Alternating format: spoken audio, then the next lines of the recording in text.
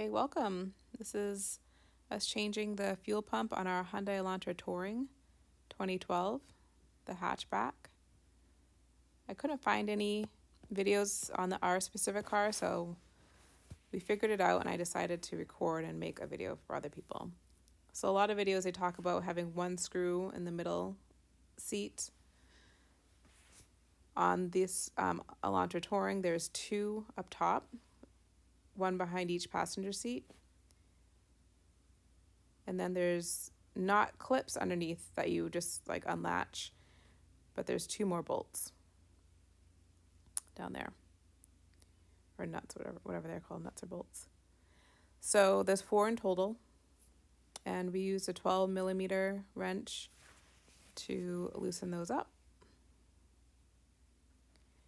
And then once they were loosened, we were able to just remove the seat. I first flipped it up and I realized we had actually ordered the wrong fuel pump the first time. So we still took it out and looked at everything, but we did have to order the right one, which took about a couple days for us to get it back in. I found on eBay, and I'll link that one that we used. So this is us just pulling the seat out, kind of flipping it up, and then lifting it out. And then we realized that one of the seatbelt, like the middle seatbelt, is attached. So you just, I used a screwdriver, just popped it in, and it just came right out. And that way we were able to remove the seat completely.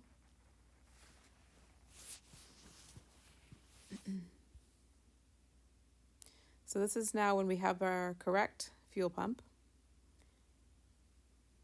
I got it off of an eBay seller, and yeah, it came really fast. So that's the old one.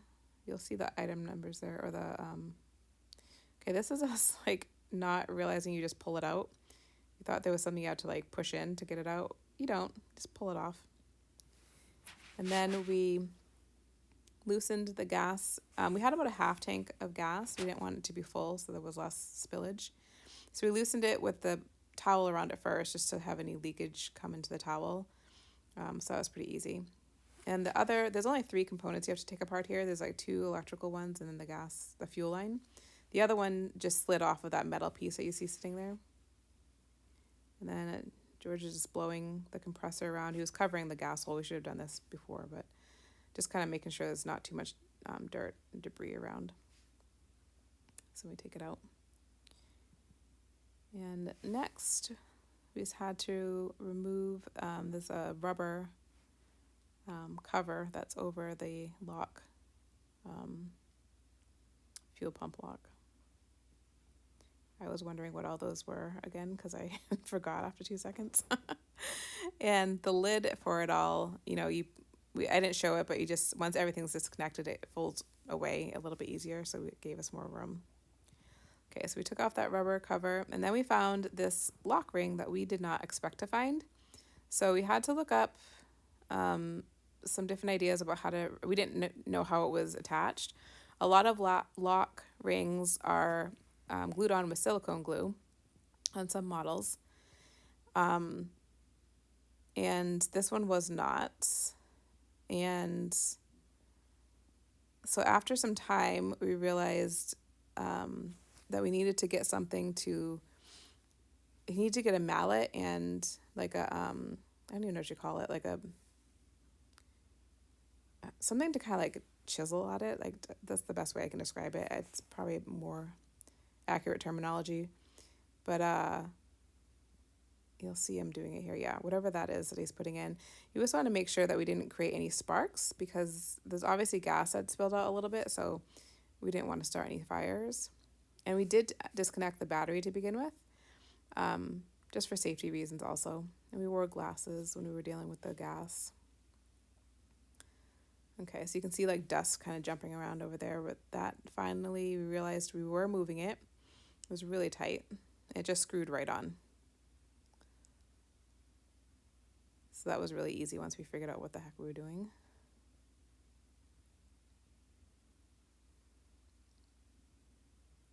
Okay, so at this point, the pump is ready to be removed. I kind of sped this next section up because it took us forever to get it out.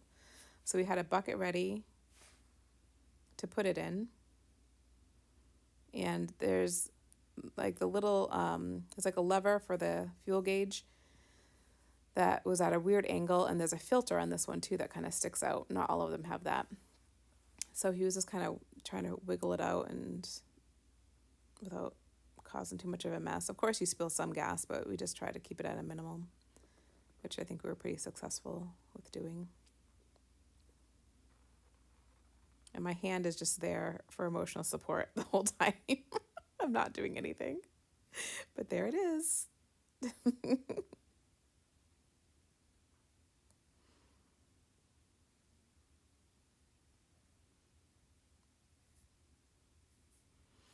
Okay, so he's starting to get it where it's, I think he had to end up holding down the lever with his thumb, and then he was able to take it out a little bit easier. There we go. So we got that out.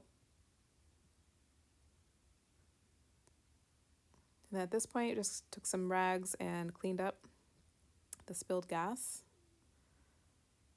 just to make sure it's not,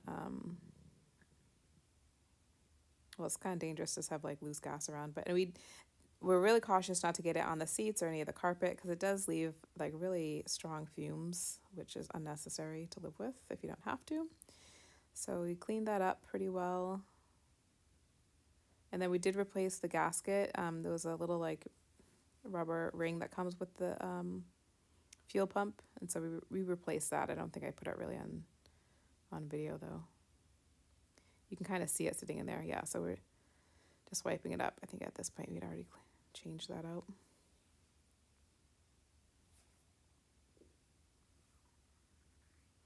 Okay, and there's our new filter.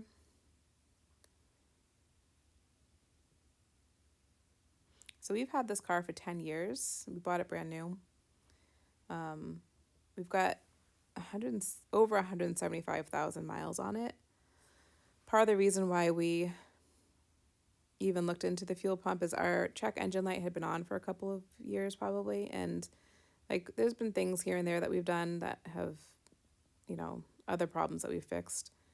There was something else some like valve or whatever that we changed in the engine that had something to do with emissions. And then the check engine light was still on and it was sputtering. So the car was like, when we'd get gas, it would stall and we couldn't start it. We'd have to, it's a manual transmission, so we'd have to ride the clutch to even get going after getting gas. This is George just hand tightening it first while we're getting everything on. And so I looked up like reasons that could be happening, and we just deducted that it was the fuel pump and figured it was worth the $50 to try to change it, and watch some videos, realize that we could do it ourselves. Okay, so you may notice that we forgot to put the rubber cover on. We still sit there and go through putting this all together. I didn't realize it until we put the screwed on the black cover, and then we had to take it all apart again, which is fine.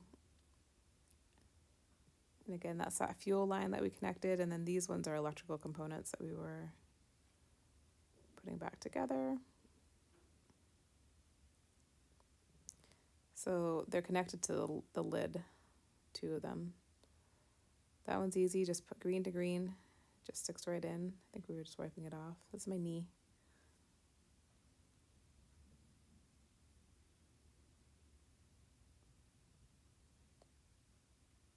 I was going to edit this out, but it just shows us like putting it all back together a bit, so I think it's fine to tell people that we forgot to do that one piece part.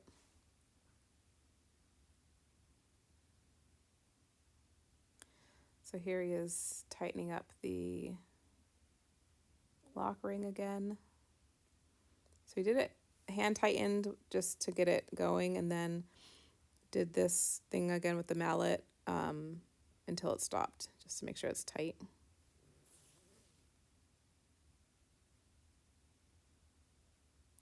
But yeah, the car wasn't always starting right away. Also, sometimes we'd need to start it a couple times. So it made sense when I was looking into the fuel pump issues. It kind of checked most of those boxes, if not all of them. At first, I looked into just changing the fuel filter, but then once I watched videos, like the fuel filter is inside the fuel pump, so it's way easier to change a fuel pump. So even though it's a little bit more money, like not that, it's not even that expensive compared to what you'd pay a mechanic, but it was just worth it just to do the whole thing. So that piece just slid onto that little metal piece on the top. We ended up bending it by accident when we were fixing it, putting the piece that we forgot on. And so it's now just in there, like not attached to that little metal piece, but it's fine. It's not going anywhere. And it's all protected. He'd gotten it on pretty easy the first time.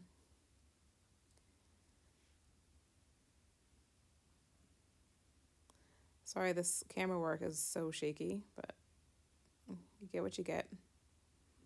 We couldn't find a lot of videos on our make and model. They stopped making this model in 2012. We had the last year.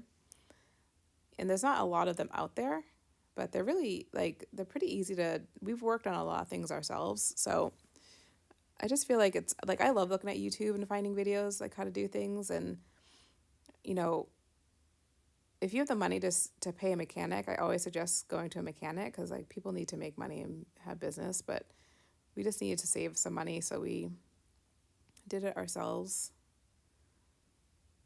And it turned out to be fairly easy. Okay, so we finally got that piece on, as we should, and so we had to sit there and do all this stuff again.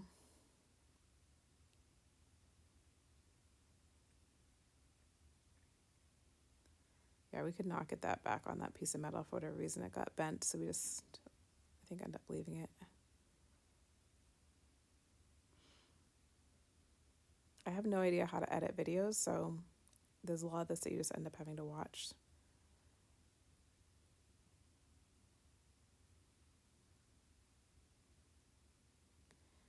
Okay, so here he is just attaching the battery back together.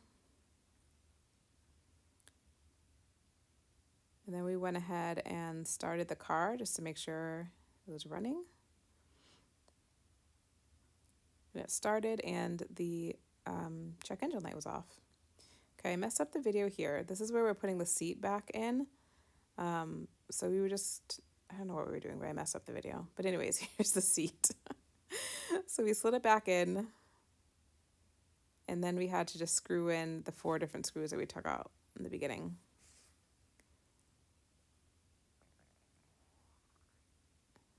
I probably could have left this out of the video, but oh well, it's my wrist. Hi.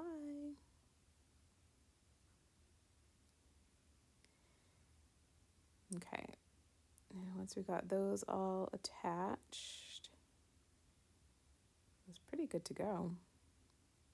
We had to do the bottom 2 first. Those were the ones we took out after, and it lined up. The top wasn't lining up right away.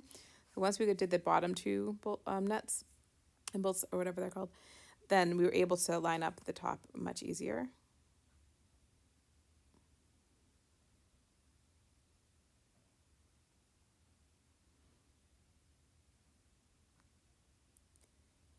And then this is the model number 31110-2H000. And then this is our old fuel pump. So we still, like, I'm not sure what was wrong with it, but it just is old. Like, we've driven forever with this car. It's been literally all over the country. And we obviously have high mileage, and it's been 10 years. So we just knew it was time to do it. So hope this helps. Let me know if you have any questions in the comment section.